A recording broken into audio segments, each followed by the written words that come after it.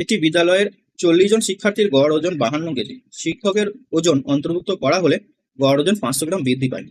এটা শিক্ষকের ওজন করো। দেখো, শিক্ষকের ওজন বের করার জন্য খুব সুন্দর একটা ট্রিক্স রয়েছে। যদি শিক্ষকের ওজন 52 কেজি হতো, তাহলে এদের গড়ের কি কোনো পরিবর্তন হতো, এটা আগে চিন্তা করে।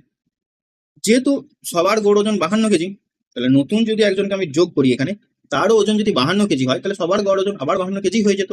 কিন্তু এখানে নতুন যিনি আসছেন টিচার্স, ওনার ওজন 52 কেজি তো হবেই, এক্সট্রা কিছু ওজন সে নিয়ে আসছে, যার ফলে সবার ওজন সে বাড়িয়ে ফেলছে।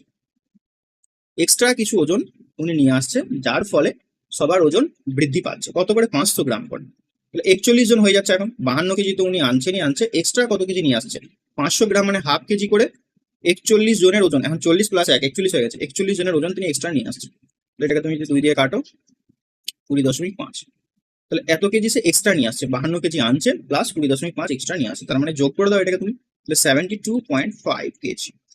অপশন সি হয়ে যাবে এটার রাইট অ্যান্সার।